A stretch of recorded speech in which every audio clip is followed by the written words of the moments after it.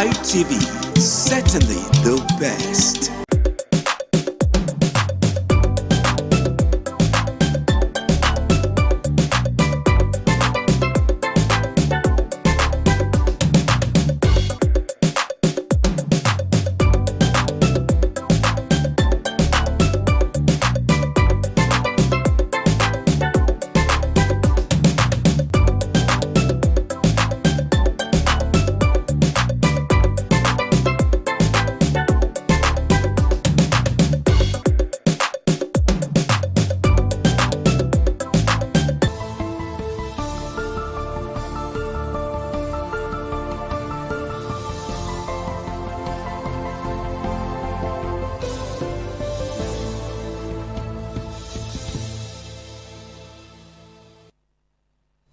Beautiful afternoon to you, and many thanks for joining us on the news at 1. I'm Oluwi J. The Independent National Election Commission, INEC, has categorically refuted reports circulated in some quarters claiming that the Commission has released the timetable and schedule of activities for the 2027 general elections. In a statement signed by the media advisor to the INEC chairman, Professor Drush Amokitan, on Friday, the Commission said that clearly found information as false and misleading. It reiterated that it operates strictly with the provision of the law, especially Section 28(1) of the Electoral Act 2022, which provides that the Commission shall publish a notice of election not later than 360 days before the date appointed for the general election. It said that any timetable or schedule issued outside the statutory framework cannot emanate from INEC.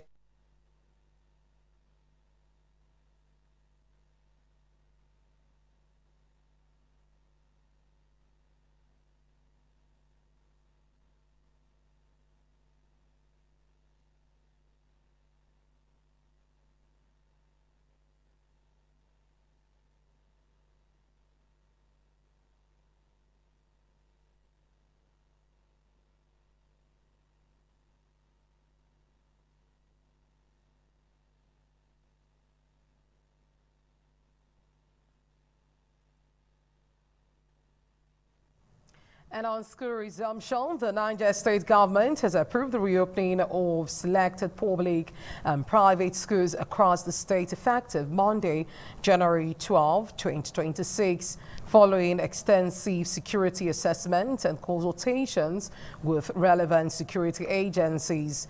This was disclosed in a press statement issued on Friday by the Niger State Ministry of Basic and Secondary Education, signed by the Commissioner Hadiza Mohammed. According to the statement, the approval was granted by Governor Maro Bago as part of efforts to ensure continuity of education while prioritizing the safety of students, teachers, and school communities.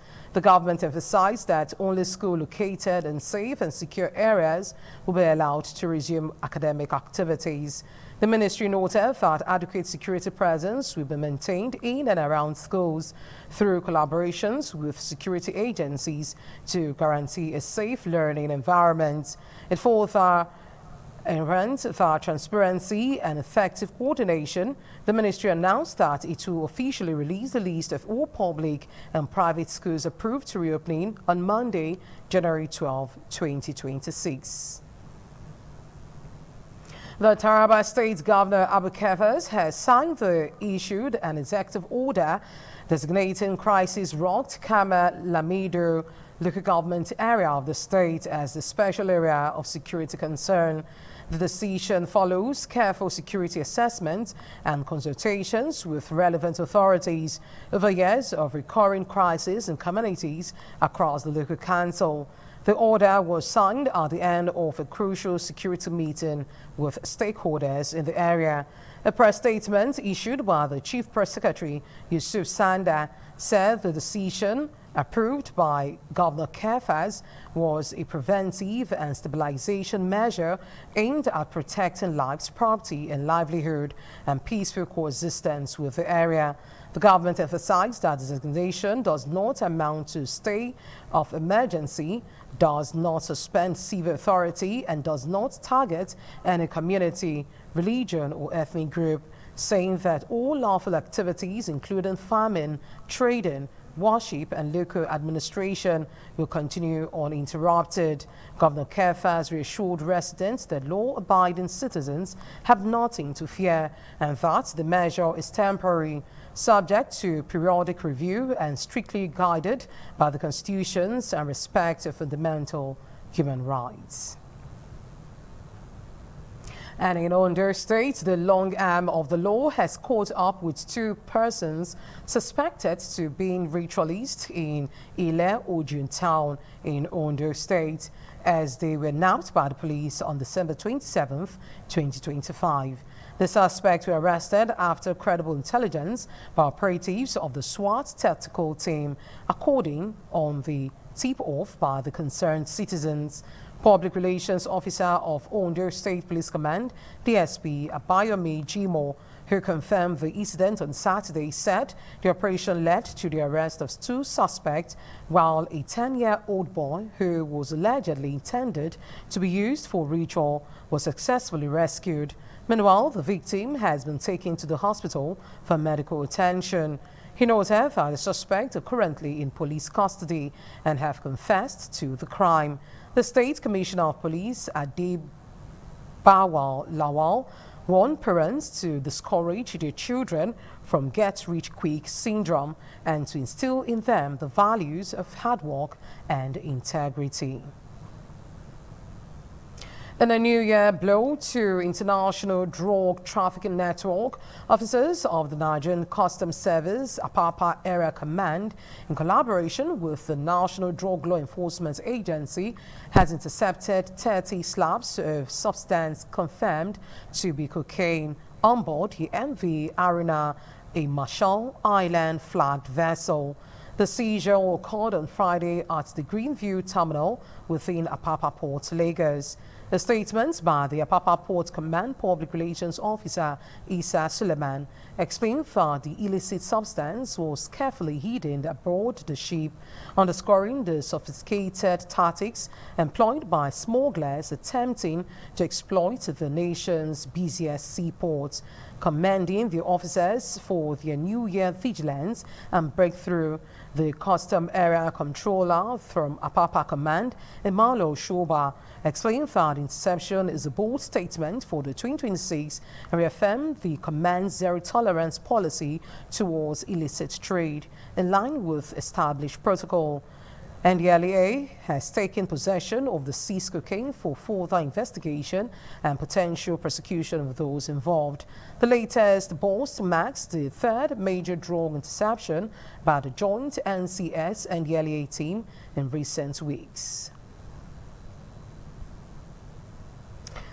Kidnappers holding a traditional ruler in Kwara State, the Onwo of Afin Oba Simeon Olanekpekun, the son and other abducted residents, have demanded a total ransom of 450 million for the release, heightened concerns over the worsening security situation in the state. It was confirmed on Friday that the abductors are demanding 150 million naira for the release of the monarch and his son, Ola Olu, a 7-member of the National Youth Service Corps, while an additional 300 million naira has been demanded for the release of the 8 residents abducted from Adala Ise, a suburb of Ijala in Ifodun local government area. The coordinator of the Kwara South Joint Community Security Watch Network, Elder Olaiton Oyi Zeba, confirmed the development, noting that the ransom negotiation has begun for both sets of abductees. The monarch was abducted on Wednesday night, December 31st, 2025, when gunmen reportedly stormed the royal palace in Afin community, Ileri, district of Ifelodun local government area at about 8 p.m. when armed men invaded the palace, firing sporadically and forcing entry into the building. And looking at the foreign scene, the United States has carried out a large-scale military strike against Venezuela and captured its leader, President Nicolas Maduro. U.S. President Donald Trump announced on social media. Trump made the announcement on his Truth social media platform early on Saturday, shortly after loud explosions were reported in the Venezuela capital, Caracas, marking a major escalation against the Latin American country. Trump said that Maduro's wife, Celia Flores, was also captured during the operation, and both were flown out of the country. It remains unclear whether Maduro and his wife were taken. The government said the attacks occurred in the capital, Caracas, on Saturday, as well as in the states of Miranda, Ara, and Algaria. Tensions have been rising in recent weeks in Venezuela after Trump threatened to launch attacks on targets allegedly linked to drug trafficking. The U.S. president has repeatedly threatened ground strike on drug cartels in the Latin America region, including Venezuela, which he labeled narcotics. He also claimed, without providing evidence, that Venezuela Maduro led a trafficking organization that aims to destabilize the U.S. by flooding it with drugs. And on entertainment, Nigerian singer Adekunle Afori-Koso, popularly known as Adekunle Gold, has etched his name in Nigeria's music history after becoming the first artist to sell out the newly renovated National Theatre in Lagos, now known as the Wole Soyinka Center for Culture and the Creative Arts. The landmark achievement was recorded on December 26, 2025, when the Oriente singer filled the iconic venue Melbourne, which has set capacity over 3,500, marking the return of large-scale live performances to the cultural hub following its extensive renovation. Adekunle Gold was presented with a 2 commensurate plaque, and one recognizing the organizers and his record label for successfully staging the sold-out concert, and another honoring him as the first artist to headline and sell out in the refurbished theater. Adekunle Gold performed alongside a full orchestra backed by his hand, the 79th Element, offering fans a refined and impressive live show. One of the night's major highlights was the appearance of rapper Olamide, who theatrically introduced Adekunle Gold on the stage, describing him as a refined figure within the Afrobeat space. And now onto sports. Brian Johnson is certain to be included in the Crystal Palace squad to face Newcastle in the Sunday after the forward club recorded to £5 million moving from Tottenham was finalized on Friday. Bournemouth were also keen to sign the Wales international as a replacement for the Manchester City's target, Antoine Semedo, but after talks with the Palace boss, Oliver Ghana, on Thursday, Johnson was persuaded to move to Saltern Park.